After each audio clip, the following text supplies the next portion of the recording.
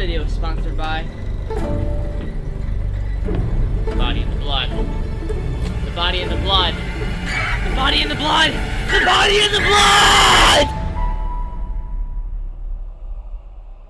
The Exorcist Believer was directed by David Gordon Green and released in theaters last weekend.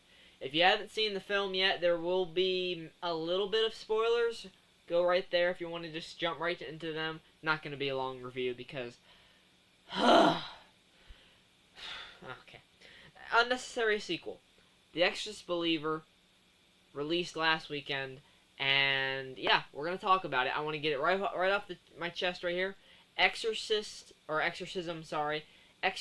possession, demon films like Conjuring series and all that. It's really not my jam. The original Conjuring is good, and the original Exorcist is about the only possession film that I will go back to. I've seen The Nun 2, didn't care too much for that. The Pope's Exorcist, cared even less for that. This movie, The Exorcist Believer, an unnecessary sequel that is actually launching a trilogy of new Exorcist films from the director of the Halloween trilogy that ended so freaking awful last year with Halloween Ends. If you haven't seen the media dumpster for that, I'll link that down in the description because it's worth your watch. Yeah, he directed this film. And I was concerned pretty much initially when they announced that The Exorcist was getting a sequel. And even more concerned when they said it was going to be a legacy sequel, bringing back the original mother from the film. Sorry if her name is slipping my mind because... You know what? We're not doing spoilers in this. We are not doing spoilers. Feck this movie. It doesn't deserve it. She is hardly in this film. At all. Not at all. Nope.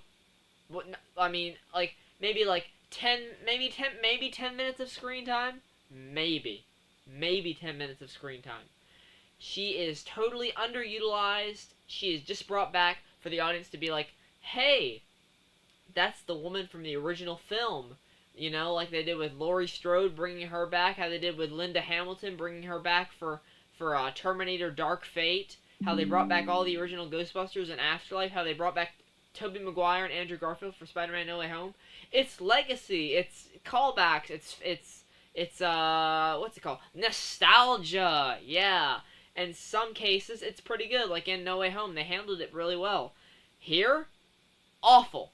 Just awful stuff. They even, in this movie, bring back Reagan at the very end for people to be like, oh, hey, she's in it. I'm going to tell everyone that I know that cares about The Exorcist that she's in this movie. There you go. Tickets are bought. They go to see it, and then she doesn't show up until the feckin' end. Just, alright, look.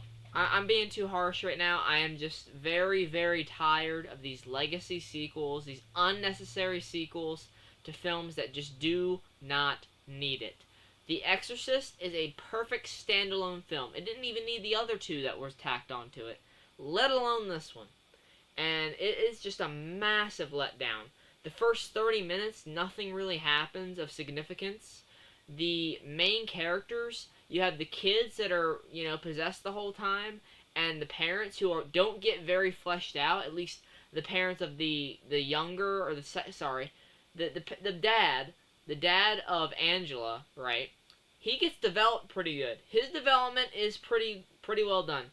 The other two parents of the other child, by the way, I mean, their whole character is just, what's happening to my daughter? I mean, understandable behavior, but like, there's no substance to them to where you actually feel for them. You're just kind of like, oh, this is a bad situation, their daughter's possessed and everything.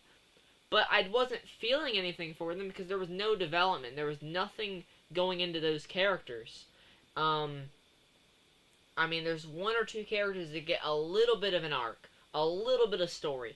Other than that, it is just straight by-the-numbers possession stuff. You get the possession, the what's wrong with me, the horrific events happening leading up to the realization that they need to do something about it, the exorcism, floating people in the sky with stuff coming out of their mouth, blood, fire, you name it. I mean, it happens in all of these movies. Granted, there wasn't fire in this movie, that's exaggerating a little bit, but you know what I'm saying. It's just very, very generic. it is almost too generic to be coming from the first movie, which is one of the most unique horror films of all time because it pulled so many punches. Not pull punches, sorry. It did so many things that other horror films weren't willing to do. Those other films weren't willing to pull the punches, but The Exorcist, the original one, really just took charge and did whatever it wanted to. It went all out, scared people to death, and then even after they got scared, they went back to go see it the next day. And with this movie, it's just not scary. It's not really that scary at all. I mean, they don't rely heavily on jump scares. It's just kind of like these creepy events happening. I mean, I'll say this: the acting for the two girls that are possessed was really good. Like, they are fantastic in this role. They've got it down. They're nailing the creepy line deliveries, the screaming, the freaking out. All of that's great. But there's just so many things that you're missing out of this film. Of course, you have the head turning reference, which was probably one of the only parts I enjoyed, where they actually twist this one priest's head, break his neck. That was pretty good. I did like that. But there was no, like, heavy cursing of the devil, because, I mean, in the original film, I mean, it was going off. And this movie, it's just kind of more taunting at the characters, more than insulting them, calling them names. I mean, this one doesn't go as far as the original film, for sure. There's no stabbing down there. There's no Jesus F you or anything like that. It doesn't go that far, but, I mean, there is some pretty grotesque moments in this, I won't lie. But yeah, pretty low body count. I mean, I know The Exorcist isn't mainly purposed to that. I mean, you're not going to get a high body count out of this regardless, but it really only is the priest, and then one of the girls ends up dying at the end in a twist, which I somehow predicted. I don't know. I was thinking, like, they're going to come down to a choice where they're going to have to save one of the girls, and the demon's going to keep the other one and drag her down with them.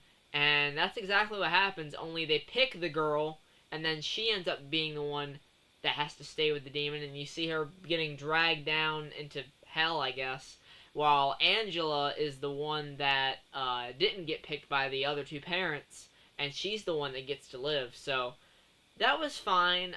There's a flashback at the beginning revealing Angela's backstory, how her mother died from an earthquake, and they had a choice to save the mom or the child. I also predicted this. The dad seemed like he chose the mom, of course, he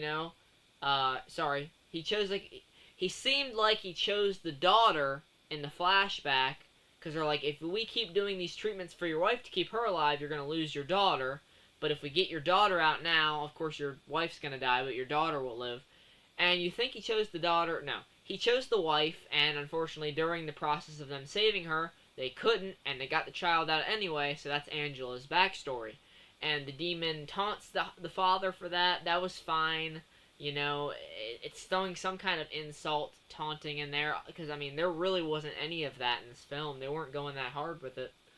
I'll say the script is just awful.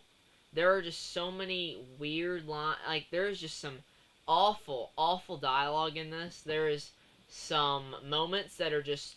It's just too stupid, even for a horror film. It is just the dumbest crap I've ever seen in a horror film this year. You gotta have more substance to that. You gotta make a horror film that not only carries out a promising story, but also fulfills the scares, the shocks, but the characters. Because if you don't care about the characters, you're not going to care when horrific things happen to them.